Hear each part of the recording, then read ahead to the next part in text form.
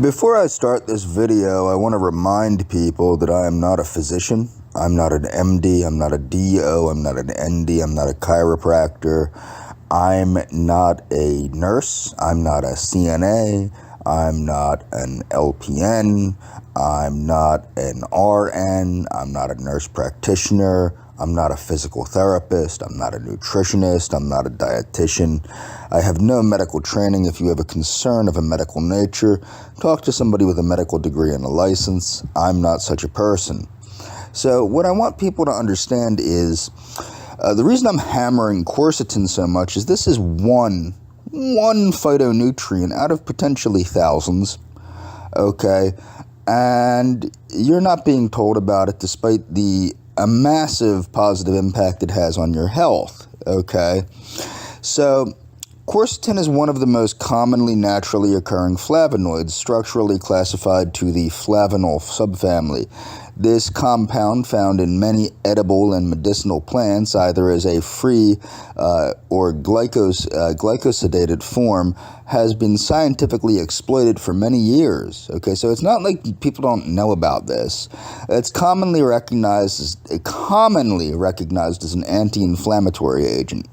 Quercetin not only limits capillary vessel permeability, so it helps, that's where it helps with things like varicose veins and things of that nature, by limiting hyaluronidase, which is what breaks down hyaluronic acid, but also blocks cyclooxygenases and lipooxygenases as a typical flavonoid. It is also known for its antioxidant effect, which was confirmed by many in vitro and in vivo studies. Throughout the years, numerous other activities were reported for quercetin, including anti-diabetic, anti-proliferative. That'll be in my next video series on quercetin versus Alzheimer's disease, brain cancer, and other cancers. It's also, of course, an antiviral. Recent data have revealed its potential role as a therapeutic agent against several central nervous system disorders. Now, why am I talking about diseases of the central nervous system?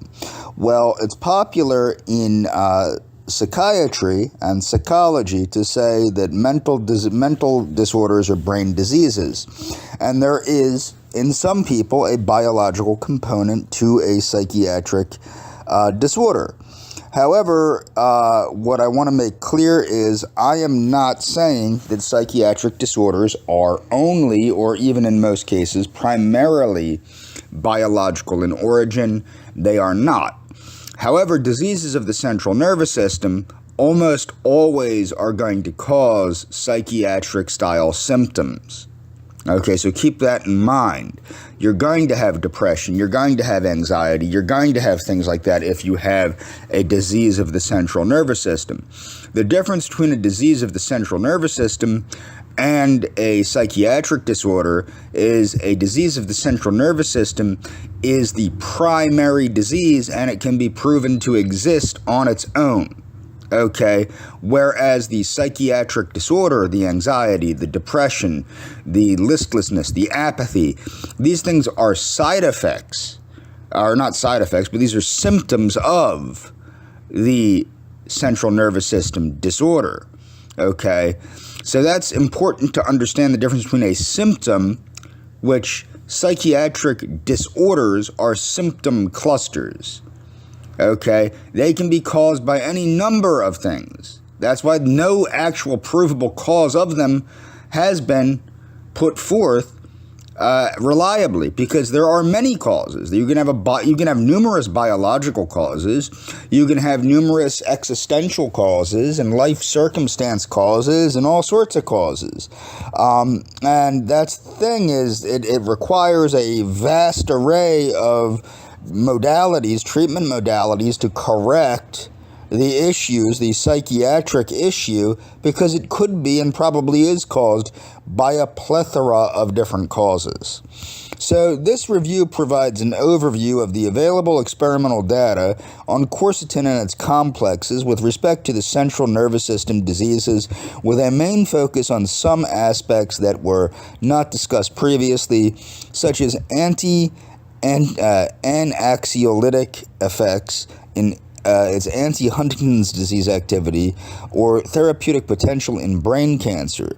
Moreover, quercetin's protective role in some of these diseases is discussed especially as an anti-inflammatory agent, bearing in mind the poor bioavailability of this compound. Possible options that would enhance its delivery to the site of action are also presented. Okay, this is the introduction to flavonoid, to quercetin. This is what quercetin looks like. Okay, these are similar structures. Naturally occurring quercetin derivatives, blah, blah, blah, blah, blah. The protective and disease preventative activity of quercetin as a food ingredient is well known. A great number of studies confirmed its anti-inflammatory and antioxidant effect. Furthermore, cytotoxic and anti-proliferative, anti-diabetic, anti-obesity, and antimicrobial activities were reported. Recent data indicates that quercetin may also play a beneficial role in the central nervous system. For central nervous system disorders. The idea that quercetin may be of use as a potential therapeutic agent is based on its well-known antioxidant, recognized as one of the most potent antioxidants, flavonols, considered to be stronger than vitamin C or vitamin E, the tocopherols, and anti-inflammatory efficacy, which contribute to neuroprotective activity. It is generally accepted that the central nervous system, especially the brain, is a specific environment characterized by a high level of easily peroxidizable, meaning oxidated, fats, unsaturated fatty acids, such as your omega-3 fatty acids, and iron ions, which contribute even more so to the oxidative potential. Taken together along with a relatively low level of antioxidant production, superoxide dismutase, glutathione, transferase, metal-binding proteins, this makes the brain especially vulnerable to the destructive action of reactive oxygen species, leading to cellular degeneration or even death. Provided the brain consumes glucose as its main energy source, which would be the normal path unless you're in ketosis, its main energy source has a high amount of energy. A high amount of oxygen, 20% of overall organism use is just the brain. Think about that. Think about how small the brain is compared to the rest of the body, but it uses 20% of its oxygen. Is needed for the mitochondrial metabolism. As a result, the radical oxygen species, which are byproducts of the electron transport chain, are generated at a relatively high level. So simply by being alive and working, the brain is generating this massive amount of oxidation. Oxidative stress, imbalance between blah, blah, blah, blah, blah, and defensive antioxidant system may produce. So if you have an imbalance in your radical oxygen species and radical nitrogen species production and your antioxidant defense system, you will produce oxidative damage. Impairment, which leads to death, apoptosis of neurons, so the death of your nerve cells, and glial cells, your brain cells. Furthermore, the role of inflammation in the pathogenesis of various central nervous system diseases, neurodegenerative disorders such as schizophrenia, depression, cancer, has been recently proven by several research groups. Neuroinflammation can result from some primary disadvantageous alterations. Specific to some disorders, it may be induced by amyloid beta plaques, aggregates, hyperproliferated cells, and neoplasm. Moreover, neurons are not the only ones that can be affected by the inflammation process. A vast amount of experimental data has been accumulated in recent years suggesting that quercetin could be a promising molecule for further development as a therapeutic agent. Moreover, it is recognized as safe. It's recognized as safe, and in recommended doses does not have side effects. Okay, So, several reviews published recently have dealt with the various biological activities of quercetin. Especially widely reviewed is its neuroprotective activity with an insight into mechanistic aspects, as well as its potential role in Alzheimer's disease, cancer, or other neurological disorders. Furthermore, some reports focused on potential molecular and cellular targets. The aim of the current review was to critically verify the perspective of quercetin on the central nervous system and on helping these disorders. Okay, so with special attention paid to aspects that have not been mentioned in any of the previous reviews. Okay. So these are ways that you can better deliver it to the target. Now, of course, taking it with fat, like eating some pumpkin seeds or whatever, and then taking quercetin, or taking it with lecithin, that's going to help you absorb it, of course. But these are some fancier ways, such as nanocapsules, microparticles, nanoemulsion, nanofibers, exosomes, nanolipid carriers, nanoparticles, etc. Okay? You can read this on your own. Quercetin in neurodegenerative diseases. Neurodegeneration refers to any pathological state characterized by neuronal damage impeding neuronal functionality or neuronal death. Degenerative diseases are neurological disorders in which specific groups of neurons. Now remember, if you read the book Younger You, by Morgan Levine, and you will find out that neurodegeneration is it's basically the accelerated aging of the nervous system. Okay? Different people age at different rates in different systems of the body. So dementia is a disorder of cognitive functions. Now, it should be noted that schizophrenia is a dementia. Okay, so it's a disorder of cognitive functions such as remembering, thinking, reasoning, and association, most commonly resulting from the degeneration of cerebral cortex neurons. Apart from memory loss, and other manifestations of this disease include executive dysfunction, meaning you can't think clearly, and behavioral alteration, meaning you behave differently. Okay?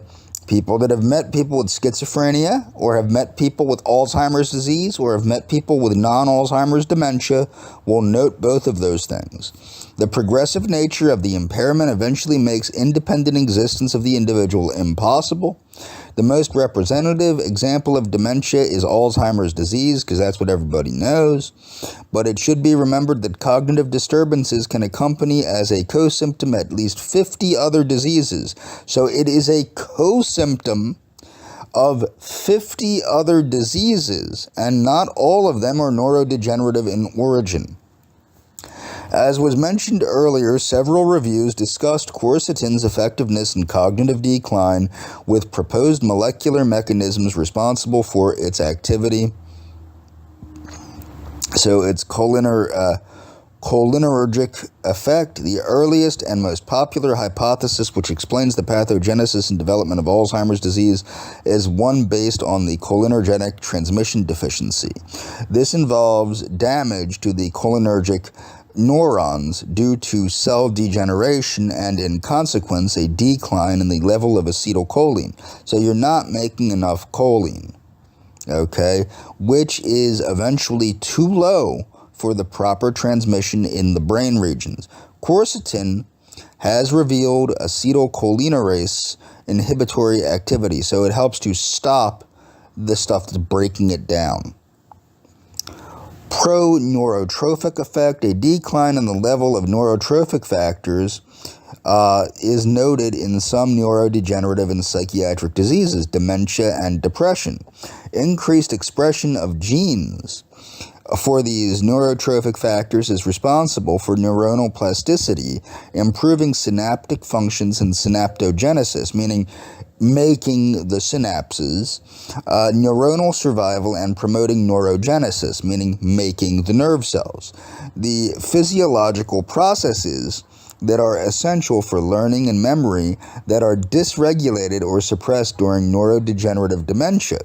Several studies showed stimulating effect of quercetin on brain-derived neurotrophic factors, nerve growth factor activity, or cyclic AMP response, element binding protein, blah, blah, blah, blah, blah.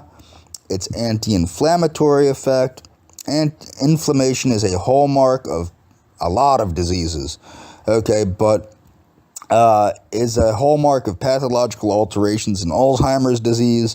The well-known anti-inflammatory potential of quercetin was also confirmed in the context of the central nervous system disorders in several studies.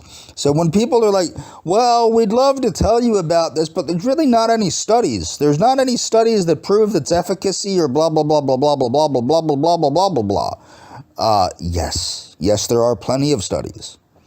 Okay, in the context of the central nervous system disorders, in several studies conducted in the past decade, glial tissue plays an important role in the maintenance of the central nervous system activity. Astrocytes, along with microglia, regulate the release of cytokines, which are inflammatory hormones involved in the neuroinflammation process, which is an immune response initiated by triggers such as protein aggregation, meaning a loss of proteostasis or neuronal death, suppressing inducible form of cyclooxygenase, or COX-2, and different forms of lipooxygenase, LOX, and not the kind of LOX you put on a bagel. It reduces cytokine release. Quercetin suppresses activity of COX-2, LOXs, among many anti-inflammatory pathways. The inhibition of TNFA, these are different pathways. I'm not an expert on these things, but obviously it does something. Furthermore, antagonizing toll-like receptors, which are essential in pro-inflammatory signals. Antioxidant effect. Antioxidant activity is definitely the most profoundly investigated of all quercetin's activities, as mentioned before. This ability is especially important in terms of neuroprotection. Oxidative stress is one of the factors responsible for harmful changes in the prefrontal. This is very important. The prefrontal cortex, which is responsible for you being you, okay, and the hippocampal tissue, which plays an important role in things like post-traumatic stress disorder, including cholinergic transmission. Quercetin neutralizes highly reactive oxygen and nitrogen species, so free radicals that are produced by oxygen and nitrogen, or directly modulating antioxidative signaling pathways such as the nuclear factor, NRF2, regulating transcriptions or inducible antioxidant elements, a calcium-dependent lactonase, and antioxidant functions. Okay. Anti-neurotoxic protein aggregates, an impact on neurotoxic protein aggregates, pathogenic structures observed in some of the neurodegenerative diseases, was also described for quercetin at the molecular level. The extracellular accumulation called senile plaques, blah, blah, blah. As can be seen, the antioxidant and anti-inflammatory activities of quercetin may provide additional beneficial effect in alleviating and delaying the progress of the disease. Okay, so it delays Alzheimer's disease, at least delays it. A crosstalk between metabolic factors and dementia seems to be obvious for researchers nowadays. Interestingly, quercetin was proving to reverse cognitive deterioration. Quercetin was proven to reverse, go backward, cognitive deterioration, secondary to metabolic disturbances in animal models.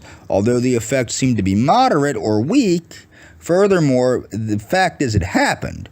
Quercetin preferentially exhibited pro-cognitive activity. Parkinson's disease. The degeneration of basal ganglia neurons is often manifested by motor dysfunction, hypokinetic disorder, meaning you can't move around well, resulting from dopaminergic nitrose, whatever system damage with symptoms such as bradykinesia, resting tremor, muscular rigidity. So if you ever see somebody that has tremors and their muscles lock up, I had this for a while after being put on Seroquel. And I took massive, and I don't recommend people do this without talking to a doctor. I took massive doses of magnesium. But are typical symptoms of Parkinson's disease, and it did seem to help. Unfortunately, to date, there are no effective methods that would inhibit neurodegenerative changes. The available pharmacotherapy is based on supplying, so keep this in mind, the available pharmacotherapy is supplying dopamine precursors or stimulation of dopamine synthesis in the remaining neurons. A couple of studies, blah, blah, blah, reported a beneficial effect of quercetin on motor dysfunction. So it shows a beneficial effect on motor dysfunctions in Parkinson's disease. Huntington's disease. Basal ganglia disorders also include hyperkinetic dysfunction with Huntington's disease as a representative. Clinically, the disease is characterized by chorea, motor dysfunction, dystonia, cognitive impairment, mental disturbances, anxiety, depression symptoms, and weight loss. So keep this in mind. You're being diagnosed potentially with anxiety and depression, and maybe your movement disorder is being classified as tardive dyskinesia or something else, and meanwhile you might have Huntington's disease, so keep that in mind. And your psychiatrist probably isn't doing anything to rule it out. Weight loss at the molecular level, GABAergic neurons, The rationale behind testing quercetin as a potential anti-Huntington's disease agent is its neuroprotective activity.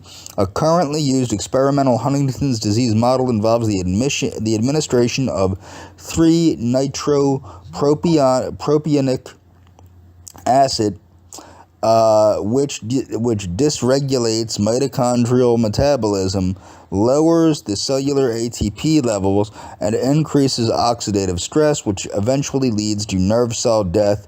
In a study conducted, blah, blah, blah. On the other hand, a study conducted, other neurodegenerative diseases. Quercetin was also investigated in single studies on models of some other diseases such as Lou Gehrig's disease, multiple sclerosis. The pathogenesis of both has an inflammatory background. Effects of quercetin in mental disorders. But what you need to understand, quercetin as well as other polyphenols seem to be promising, as they can potentially suppress elongation of fibrils, preventing SOD1 mutant fibrillation. So quercetin shows promise in multiple sclerosis and Lou Gehrig's disease. Effects of quercetin on mental disorders. Depressive disorders are characterized by a group of symptoms, among which following unusually highlighted low depressive mood, including sadness and feelings of emptiness, pessimistic thoughts, behavioral or anxiety or neurovegetative symptoms, headache, stomachache, nausea, dizziness, sexual disorders. Brain regions affected by the changes causing symptoms of depression involve the prefrontal cortex, the higher cognitive function, as association, regulation of emotions, limbic system, reward system, feelings of pleasure, and basal ganglia with brainstem automatic functions and reflexes, which are autonomic in nature, where the nuclei composed of neurons producing most neurotransmitters are located. A detailed review on the activity of quercetin in animal models of depression, which covered studies of up to 2020, has been recently released, so we would like to just briefly blah, blah, blah, blah, blah. Okay, the most prominent hypothesis of pathogenesis of depression in the context of the search for novel therapeutic targets are the disturbance in the levels of neurotransmitters, A recent study showed a positive influence on the expression of hippocampal, FOXG1, blah, blah, blah, regulates phospho, In this context, neuroinflammation as a factor implicated in the pathogenesis of depression has been gaining more and more attention in recent years. Thus, quercetin, which has a well-known anti-inflammatory action, is considered a potential antidepressant. An inflammation-dependent decline in adult neurogenesis observed in depression is mainly linked to microglial-released cytokines. Furthermore, the oxidative stress is regarded as one of the main factors of neuronal damage causing neurodegenerative diseases as well as depressive disorders. Okay, as was revealed in several experiments in animal models of depression, quercetin exerted antioxidant as well as anti-inflammatory activity. Okay. Anxiety disorders. The main anxiety or fear-related disorders include generalized anxiety disorder, panic disorder, social anxiety disorder, and post-traumatic stress disorder. Obsessive-compulsive disorders are sometimes subclassified as anxiety disorders as well.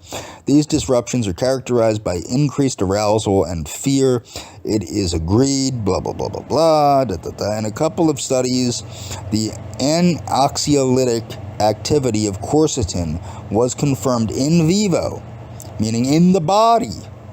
The most commonly utilized test, blah, blah, blah, blah, blah. Okay, the possible mechanisms which were postulated are mainly based on antioxidant and anti-inflammatory alterations, but it is promising. Therapeutic potential of quercetin in brain cancer. Ask yourself how many psychotropic medications do you think are really helpful in brain cancer? Probably not many. That's not what they're for. Okay. Cytotoxicity and mechanisms. Brain cancers are characterized by rapid development of high drug resistance and poor prognosis. Okay.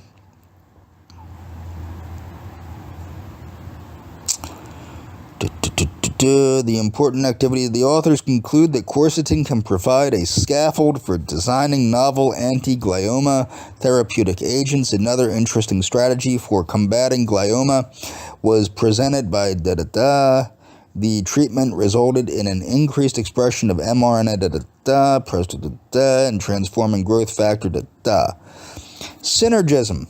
A number of studies focused on the evaluation of quercetin efficacy in the combination with other approved drugs or other substances to verify the synergistic potential of the compound, reduced viability of astrocytoma cells.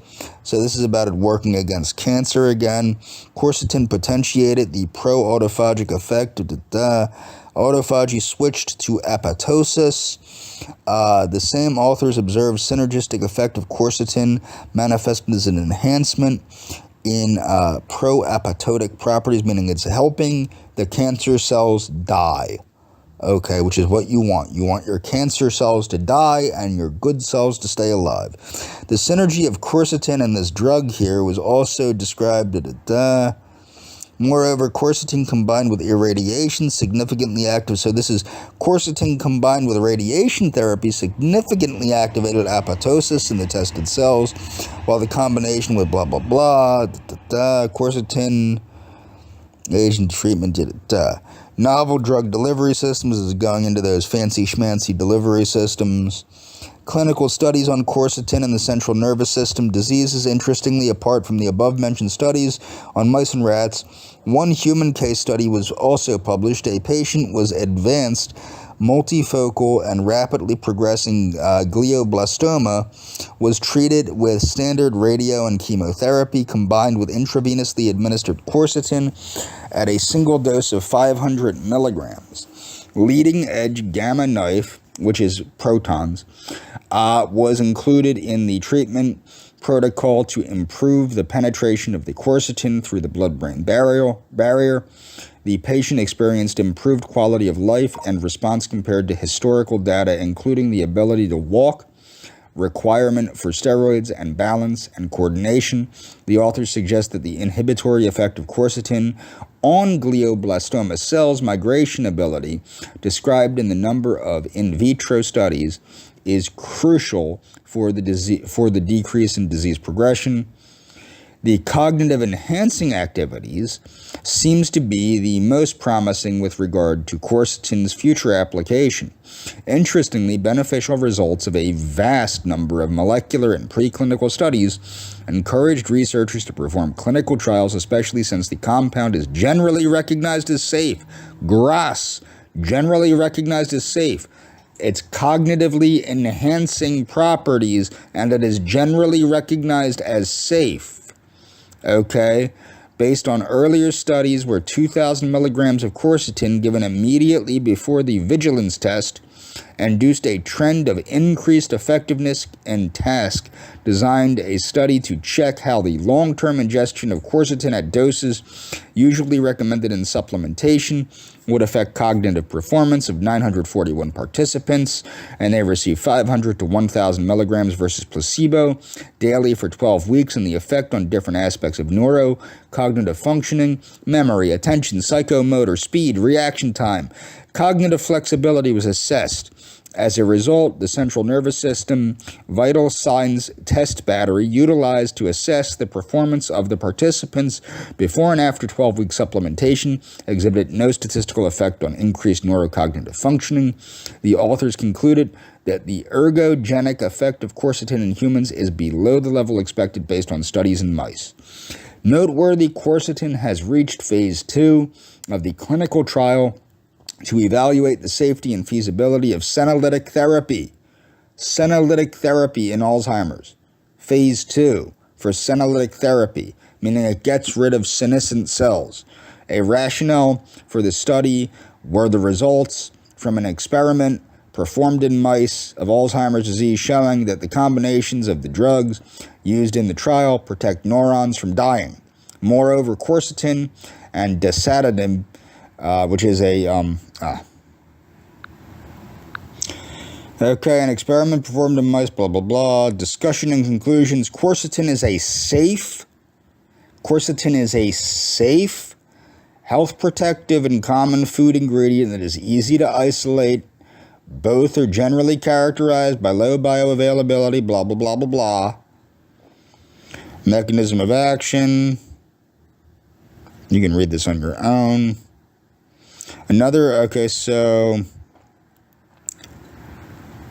Needless to say, hold on here. Analysis of available literature on the effects of quercetin in animal models allows us to include the active doses were 10 to 30 milligrams per kilogram, or relatively high, up to even 70 to 100 milligrams per kilogram, indicating not very strong or even weak effect exerted by the preclinical, and effectiveness of quercetin is limited due to its low water solubility, but you can take it with fat or lecithin. Intensive first-pass liver metabolism, blah, blah, blah, blah, blah. Quercetin alone, naive exosomes, Results have shown that mice administered with quercetin, and this is what I love, it's low in bioavailability, but it exerts these results. And exosome characters, main spatial, Furthermore, the apoptotic rate and neuronal cells was lower in the exosome quercetin group. These results are in accordance with data on quercetin concentration in the brain. Additionally, no toxicity of quercetin complex towards different organs was noted. Needless to say, further study, blah, blah, blah. And moving on. Roles of quercetin and mechanisms of quercetin on cardiac arrhythmia.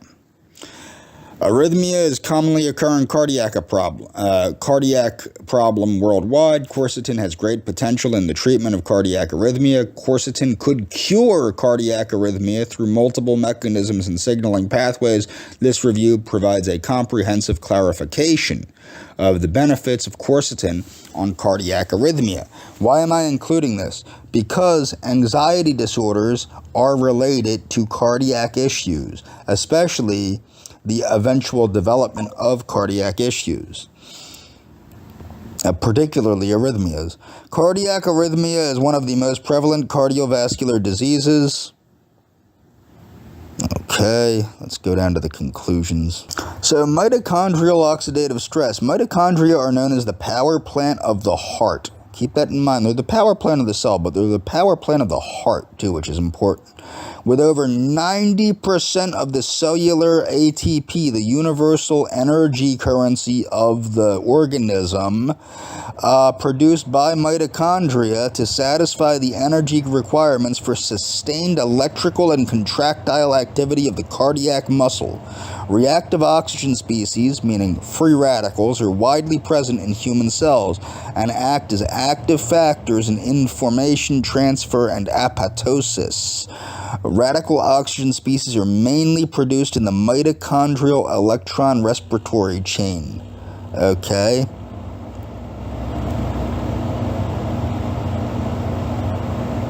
So this is about sodium channels, okay? Sodium channels, which mainly generate the rapid upstroke of action potentials, play a pivotal role in the membrane excitability of cardiac myocytes, meaning muscle cells, and can control the impulse conduction velocity. Abnormalities in sodium channel function have been demonstrated to cause disorders associated with cardiac electrical dysfunction, such as long-term QT syndrome, blah, blah, blah. When mitochondria accumulated in let's see, experiments.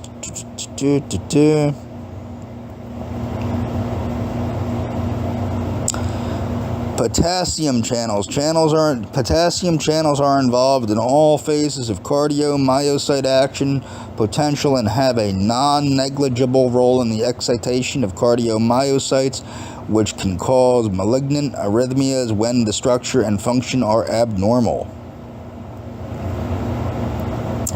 Calcium channels. Calcium ions are essential. This is why you need your electrolytes, just so you know. Because without the proper electrolytes and the proper balance of electrolytes, you're kind of fucked. Quercetin is a calcium channel blocker that inhibits the inward flow of calcium and the outward flow of potassium, and reduces calcium chloride-induced autoregulation of membrane, blah, blah, blah, and rat cardiomyocytes to exert antiarrhythmic effects. Gap junction proteins are located Mitochondrial channels. When oxidative stress occurs in the mitochondria are impaired. Electron transport chain function accumulates. Radical oxygen species can induce electrical disorders through two channels, including mitochondrial permeability, transition pore, and intermembrane anion channels.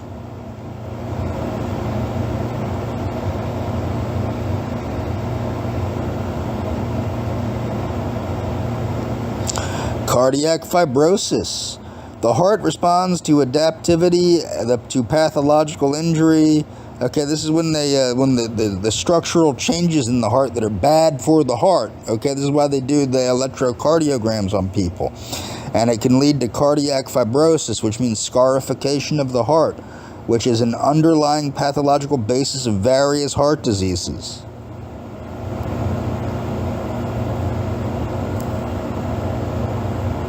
Inflammation. As we already know, inflammation plays a role in a lot of diseases, and quercetin is anti-inflammatory.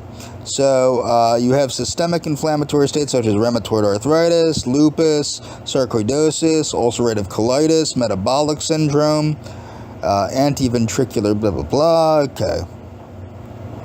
The anti-inflammatory efficacy of quercetin was associated with mitochondrial regulation, significantly. Quercetin promotes mitochondrial autophagy to enhance the elimination of damaged mitochondria. So it eliminates damaged mitochondria, which then reduce the accumulation of mitochondrial radical oxygen species. So radical oxygen species are what?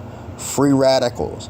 So quercetin gets rid of the bad mitochondria through mitosis, or through mitophagy, and it gets rid of them so that they're not throwing out free radicals. Okay? So it helps stop that. It attenuates the activation of this inflammatory pathway. So it stops atherosclerosis due to an inflammatory state. Is a risk for the development of arrhythmia. Quercetin inhibited radical oxygen species production, enhanced serum superoxide dismutase and NRF2 activity, and decreased MDA levels, thereby reducing the development of high fructose, meaning high sugar-induced, people don't get this, high sugar-induced hardening of the arteries in mice. Ischemia and reperfusion. This is about strokes, okay. So the most frequently observed arrhythmias during sinus bradycardia, non-sustained, and sinus tachycardia. A majority of reperfusion arrhythmias in general occur after a short period of ischemia. Okay, quercetin could protect neonatal rat primary cardiocytes from arrhythmia injury through the potassium calcium channel, the different sodium potassium channel whatever things, okay, the different electrolytic pathways. Previous studies have demonstrated that mice deficient in had better preservation of myocardium. Quercetin followed by oxygen glucose deprivation reperfusion treatment, and found that low concentrations of quercetin could reduce the injury by modulating the signaling pathway. Autophagy plays a key role in maintaining cardiac structure, homeostasis, and function through adaptive, non-adaptive regulation under physiological conditions. Autophagy contributes to the maintenance of normal cardiovascular function. However, insufficient or excessive autophagy may be associated with the development of atherosclerosis, heart failure, hypertension, and arrhythmias. The autophagic response can be triggered by several, including radical oxygen species overload, blah, blah, blah, blah, blah. Decreased expression of this autophagic flux was significantly activated in rabbit model with upregulation of autophagy-related gene activation of autophagy defends cardiomyocytes, so heart muscle, in a mouse model.